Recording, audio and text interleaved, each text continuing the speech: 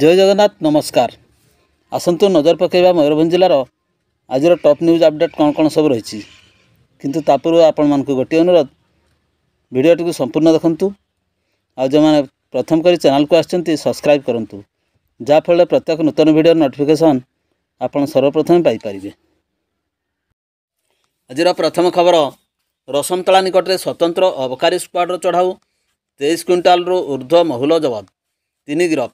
राज्य अबकारी आयुक्त नरसिंह बलଙ୍କ निर्देशक्रमे एक स्वतंत्र स्क्वाड करंजिया अंचल पेट्रोलिंग पर आसथिबा बेले दिवा प्राय 1 घटिका समय रसमतला छक निकट में एक Mahul बोझई pickup गाड़ीर number OD 11Z8844 चढ़ाऊ करथिले।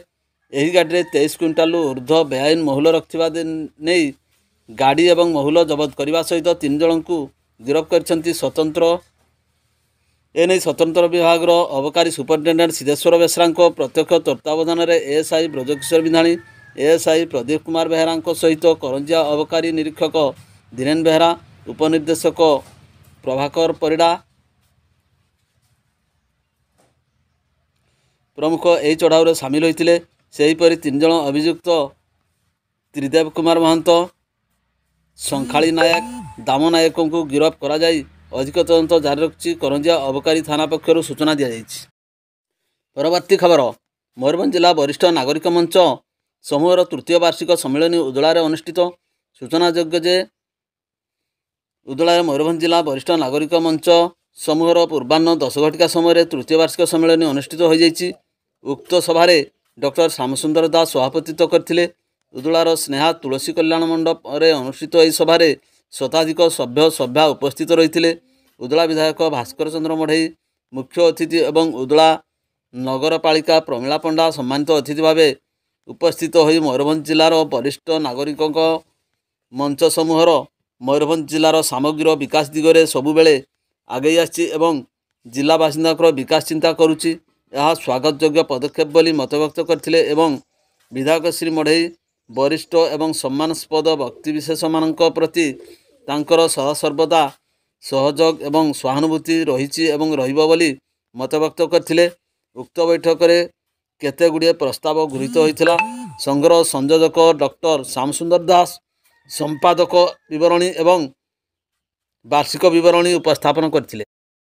परवर्ती खबर मरड़ा बेड़ियों बदली रे अंचलवासी दुखित।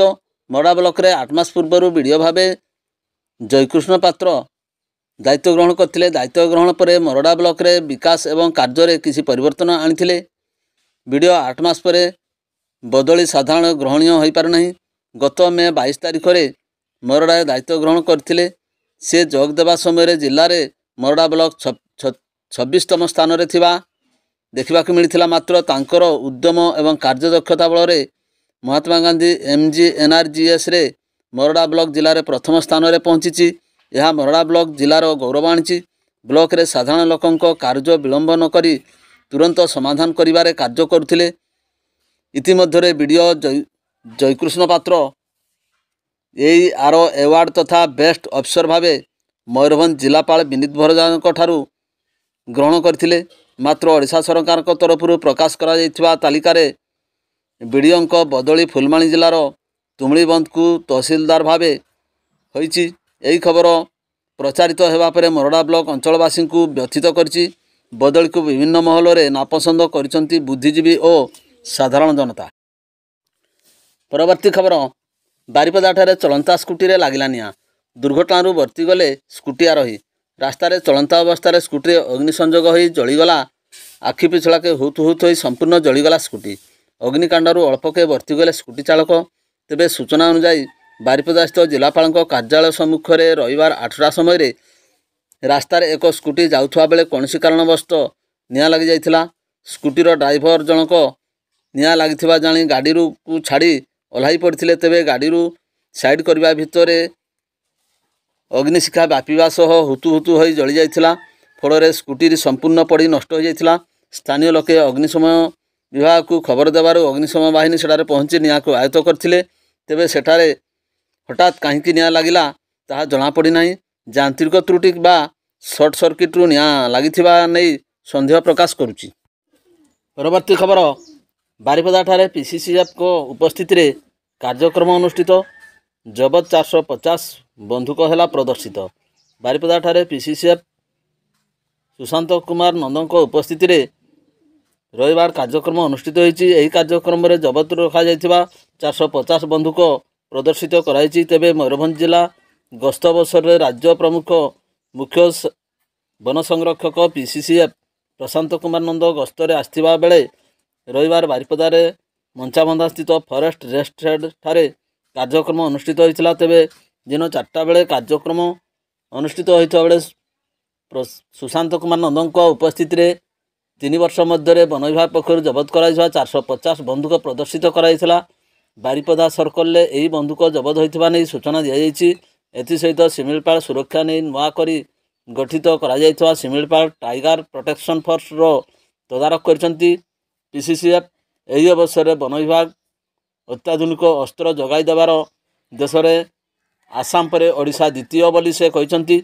ସୁରକ୍ଷା ଦିଗରେ ନିୟୋଜିତ ରହିଥିବା ଅବସରପ୍ରାପ୍ତ ସେନା କର୍ମଚାରୀଙ୍କୁ ନେଇ ଶିମିଳିପାଳ ସୁରକ୍ଷା କାର୍ଯ୍ୟକ୍ରମ ଜାରି ହେବ ବୋଲି କୁହାଯାଇଛି। ଅନ୍ୟପକ୍ଷରେ ଶିକାରୀମାନେ ତୁରନ୍ତ ବନ୍ଧୁକ ସମର୍ପଣ କରିବା ପାଇଁ ପିସିସିଏଫ୍ ତାଗିଦ କରିଛନ୍ତି। ନିକଟରେ ଶହୀଦ ହୋଇଥିବା 3 ଜଣ ବନ କର୍ମଚାରୀଙ୍କୁ ଶ୍ରଦ୍ଧାଞ୍ଜଳି ଜ୍ଞାପନ କରିଛନ୍ତି। ଶିମିଳିପାଳ ସୁରକ୍ଷା ପାଇଁ ସମସ୍ତ ପ୍ରକାର ହାତକୁ ନିଆଯାଇଥିବା ବେଳେ ଶିମିଳିପାଳ ଆମ ଗର୍ବ ବୋଲି ସ୍ଲୋଗାନ ଦେଇ କାର୍ଯ୍ୟକ୍ରମ ଆରମ୍ଭ ହୋଇଛି। ଏଥିସହିତ ମୁଖ୍ୟମନ୍ତ୍ରୀ ଘୋଷଣା କରାଯାଇଥିବା କଳାବାଘ ସଫାରୀ କାର୍ଯ୍ୟକ୍ରମ ଖୁବ୍ ଶୀଘ୍ର ଆରମ୍ଭ ହେବ ବୋଲି କହିବା ସହ ଏ ବାବଦରେ ମଧ୍ୟ ଅନୁଧ୍ୟାନ କରିଛନ୍ତି। ଅନ୍ୟପଟେ ଜଙ୍ଗଲରୁ ନିଆଁକୁ କିପରି ଆୟତ୍ତ କରାଯାଇପାରିବ ଏବଂ ଏଥିପାଇଁ ନୂଆ କୌଶଳ ଅବଲମ୍ବନ କରିବା ସହିତ ଏଥିପାଇଁ ଆଧୁନିକ କୌଶଳ ପ୍ରୟୋଗ କରାଯିବ ବୋଲି ସେ କହିଛନ୍ତି।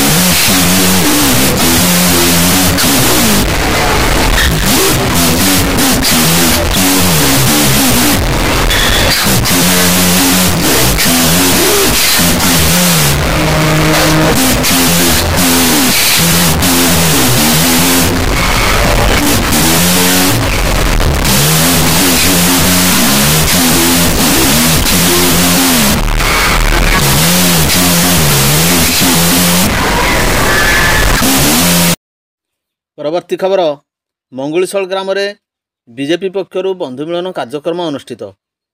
ଯୋଗ ଦେଲେ ସାରସକଣା ବିଧାୟକ। ରବିବାର ଅପରାହ୍ନ 2ଟା ସମୟରେ ମୟୂରଭଞ୍ଜ ଜିଲ୍ଲାର ସାରସକଣା ନିର୍ବାଚନ ମଣ୍ଡଳୀର ଝାରପୋଖରିଆ ମଣ୍ଡଳର ଲାଙ୍ଗୁଳିଶଳ ଗ୍ରାମରେ ସୁଲୀନ ମିଶ୍ରଙ୍କର ଅଧ୍ୟକ୍ଷତାରେ ଭାରତୀୟ ଜନତା ପାର୍ଟିର ଏକ ବନ୍ଧୁ ମିଳନ କାର୍ଯ୍ୟକ୍ରମ ଅନୁଷ୍ଠିତ ହୋଇଯାଇଥିଲା। ଏହି ବନ୍ଧୁ ମିଳନ କାର୍ଯ୍ୟକ୍ରମରେ ମୁଖ୍ୟ ଅତିଥି ଭାବେ ସାରସକଣା ନିର୍ବାଚନ ମଣ୍ଡଳୀର ବିଧାୟକ ଡକ୍ଟର ବୁଢାନ ମୁର୍ମୁ ଯୋଗ ଦେଇଥିବା ବେଳେ ଦଳର ବହୁ ମାନ୍ୟଗଣ୍ୟ ବ୍ୟକ୍ତି, ବୁଦ୍ଧିଜୀବୀ, ମହିଳା, ପୁରୁଷ ଓ ଯୁବକ ଯୁବତୀ ଉପସ୍ଥିତ ରହିଥିଲେ। ପରବର୍ତ୍ତୀ ଖବର, 8 ନମ୍ବର ଜାତୀୟ ରାଜପଥ ଆଗ୍ରିଆ ଛକ ନିକଟରେ ରବିବାର ରାତି ପ୍ରାୟ 11ଟା ସମୟରେ ଏକ ଟ୍ରକ୍ ଧକ୍କାରେ ଗୋଟିଏ ପରିବାରର 3 ଜଣ ଆହତ ହୋଇଥିବା ବେଳେ ସମସ୍ତଙ୍କୁ ଉଦ୍ଧାର କରି ବେତନଟୀ ଡାକ୍ତରଖାନାରେ ଭର୍ତ୍ତି କରାଯାଇଛି। ହସ୍ତଗତ ସୂଚନା ମୁତାବକ ବୈଶିଙ୍ଗାରୁ ବେତନଟୀ ଅଭିମୁଖେ ଆସୁଥିବା ଅଡି 11D7051 ନମ୍ବର ବିଶିଷ୍ଟ କାରକୁ ପଛପଟୁ ଏକ ଦ୍ରୁତଗାମୀ ଟ୍ରକ୍ ଧକ୍କା ଦେଇ ଚମ୍ପଟ ମାରିଥିଲା। ଦୁର୍ଘଟଣାରେ କାରରେ ବସିଥିବା ବେତନଟୀ ଅଞ୍ଚଳ ଦେବଦତ୍ତ ରାଉତଙ୍କର ସମେତ ତାଙ୍କର ସ୍ତ୍ରୀ ଏବଂ 1.5 ବର୍ଷର ଶିଶୁ ଆହତ ହୋଇଥିଲେ। ସମସ୍ତଙ୍କୁ ଉଦ୍ଧାର କରି ସ୍ଥାନୀୟ ବିଣାପାଣି ଯୁବକ ସଂଘ କର୍ମକର୍ତ୍ତା ମାନେ ଆମ୍ବୁଲାନ୍ସ ଯୋଗେ ବେତନଟୀ ଡାକ୍ତରଖାନାରେ ଭର୍ତ୍ତି କରିଛନ୍ତି। ସେପଟେ ଦୁର୍ଘଟଣାରେ ଟ୍ରକ୍ଟି ଘଟଣାସ୍ଥଳରୁ ଚମ୍ପଟ ମାରିଥିବା ବେଳେ ଖବର ପାଇ ବୈଶିଙ୍ଗା ପୋଲିସ ଘଟଣାସ୍ଥଳରେ ପହଞ୍ଚି ଦୁର୍ଘଟଣାଗ୍ରସ୍ତ କାରକୁ ନିଜ ହେଫାଜତକୁ ନେବା ସହିତ ତଦନ୍ତ ଆରମ୍ଭ କରିଛି। ତେବେ ଦୁର୍ଘଟଣା ପାଇଁ 8 ନମ୍ବର ଜାତୀୟ ରାଜପଥରେ କିଛି ସମୟ ପାଇଁ ଯାତାୟାତ ବାଧାପ୍ରାପ୍ତ ହୋଇଥିଲା। ତେବେ ଧକ୍କା ଦେଇ ଚମ୍ପଟ ମାରିଥିବା ଟ୍ରକ୍କୁ ଧରିବାକୁ ବୈଶିଙ୍ଗା ପୋଲିସ ଉଦ୍ୟମ ଆରମ୍ଭ କରିଛି। ପରବର୍ତ୍ତୀ ଖବର, ନିରିଗୋଧା ଚେକଗେଟ୍ ନିକଟରେ ଶହୀଦ ଫରେଷ୍ଟ ଗାର୍ଡ ବିମଲ ଜେନାଙ୍କର ପ୍ରତିମୂର୍ତ୍ତି ସ୍ଥାପନ କଲେ ପିସିସିଏଫ୍। ମୟୂରଭଞ୍ଜ ଜିଲ୍ଲାର ଶିମିଳିପାଳ ଅଭୟାରଣ୍ୟ ମଧ୍ୟରେ ଅବସ୍ଥିତ ନିରିଗୋଧା ଚେକଗେଟ୍ ନିକଟରେ ଶହୀଦ ଫରେଷ୍ଟ ଗାର୍ଡ ବିମଲ ଜେନାଙ୍କର ପ୍ରତିମୂର୍ତ୍ତି ସ୍ଥାପନ କରାଯାଇଛି। ଏହି କାର୍ଯ୍ୟକ୍ରମରେ ପିସିସିଏଫ୍ଙ୍କ ସହ ବନ ବିଭାଗର ବରିଷ୍ଠ ଅଧିକାରୀମାନେ ଉପସ୍ଥିତ ଥିଲେ।